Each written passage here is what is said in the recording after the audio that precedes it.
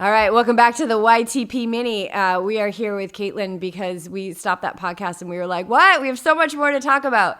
One of the things we want to talk about, I think this is really important for athletes too, is the power of breathing and having, you mentioned in your daily routine that you do some breathing. What are some of your favorite breathing exercises?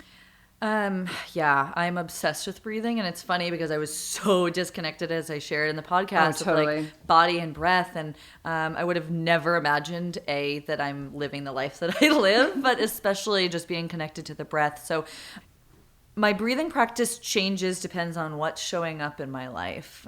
So sometimes the breathing is just being present with the breath and just noticing the breath, and especially moments that I feel stressed or anxious, it's like, if I'm feeling that in my mind, in order to like get me out of it and almost distract me from it, I bring my awareness to the breath. So it's like, oh, you feel this way. Look what's happening in your body. Because one of the most important things that I learned in my yoga therapy program and that I learn in my life is how the breath is directly related to our nervous system, right? So for someone that lived their entire life in a stress response without knowing it, learning to over and over come back into a more relaxed breath and into the rest and digest part of my nervous system is super important. So sometimes just the awareness of the breath is key. Something that I focus on and I help clients with is just slowing the breath down. So you're automatically bringing it into that relaxed state. If I'm looking for more energy, I'll focus on my inhalations, and sometimes I do like Kapalabhati breath, or I don't know, all these different ones. But really it's just slowing the breath down and being present with the breath. How is the breath like tied into the nervous system? Like you said, if you want more energy, you do the inhale. Why would you do that? Yeah. So, I'm like, how do I say this simply without getting too much into anatomy? The breath is directly related to the nervous system. So the exhalation is the way to connect to the parasympathetic nervous system. So that's our rest and digest. That's the place where our body can focus on other tasks like digestion, like healing the body and all of those things. So that's the place where our body heals.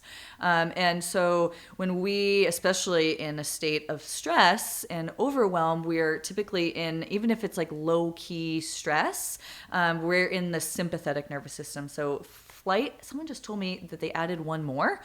That list keeps like, getting... Yeah. How many Fs? I don't know. Fight, flight, freeze, and fawn, or something like that, which is like people pleasing, which is so interesting. Oh. So I was there. Well, you would think that that's going to cause stress because it's really a disregard of yourself. In your system. Yeah. In your system. Yeah. Entirely. Wow. So yeah, when we're in a stress state, typically there's no awareness of the breath, and typically the breath is really fast, and typically there's not a focus on the exhalation. So it's mostly inhale focused. So the inhales tend to be more energizing and generally more stimulating, which can bring our body into that. I don't want to say the stress response isn't always bad, right? It's when we're constantly living in one versus the other. So it's how do we get to find more balance? And again, there's times where our body needs to be in the more activating sympathetic state in order to run, in order to have the energy to do all of these things. But it's learning to balance that out so that our body and our mind can heal and take care of itself and repair.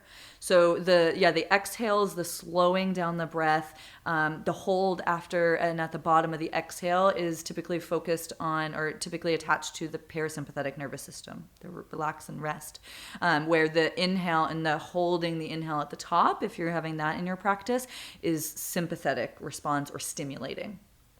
Does that make sense? Mm-hmm. How does breath tie into that, like, self-awareness? Like in understanding your pain in your body. Yeah, that one's a huge one for me because I, as someone who has stress and anxiety, I don't realize how much I hold it in my body. So for so much of my neck and shoulder pain was because I lived most of my life like hiking my shoulders up. And I'm sure a lot of people resonate with that, especially a lot of women, that when we get stressed, we carry it in our shoulders or we carry it in our neck area.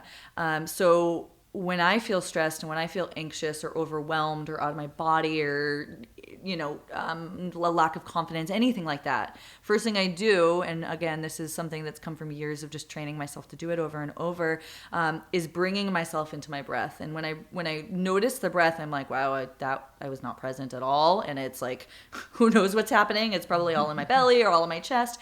But even more than that, I use the breath to slowly relax the body.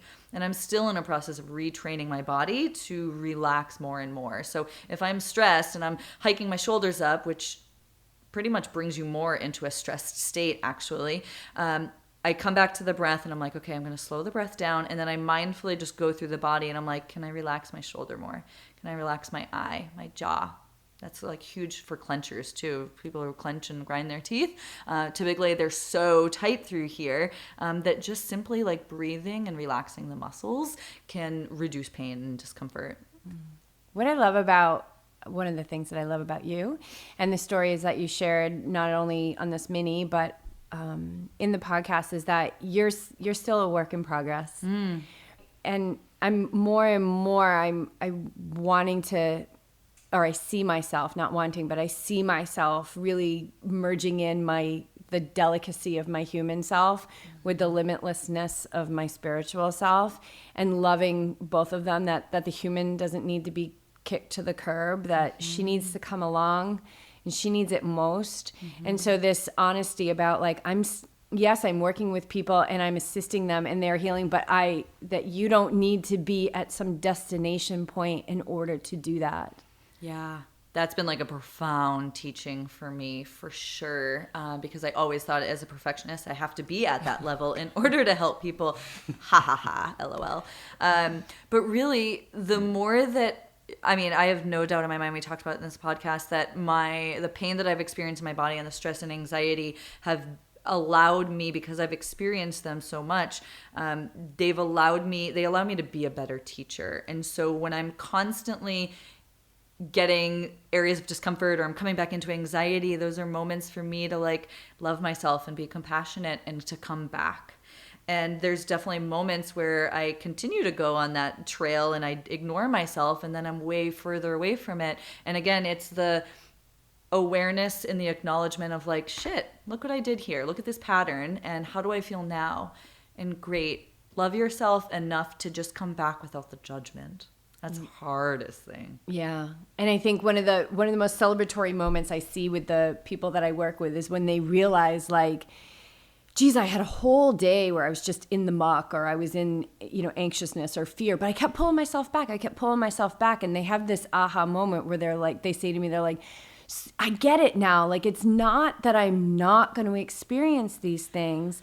It's just that I have this whole other toolbox to pull myself into that state where I want to be, as opposed to being pulled around by life, like being dragged behind the car. Yeah. It's how we respond when we realize we're in the shit or wherever we're at. It's the choice of, okay, I can stay here and I can beat myself up and push me further away from where I want to be, or I can just respond in a way that's like, oh, look what I did. I'm going to bring myself back. Yeah. Over and over. And being like, and your tone just totally changed there. And I do a lot of self-talk too, where I'm like, okay, I see you. I see you. I see your neediness. I see your desperation. I love you so much. I see you. I got this. Like, just come on, get back in the car, get in the back seat. Yeah. Because you're not sitting up front. Yeah. And I'm driving the car. Everybody's going to be okay. Just trust me. We've got this. We're going to choose a way that's going to allow us to live with more ease and more power. Yeah. Awesome. Thanks so much. Yes. Thank you. I appreciate the little mini. Thank you.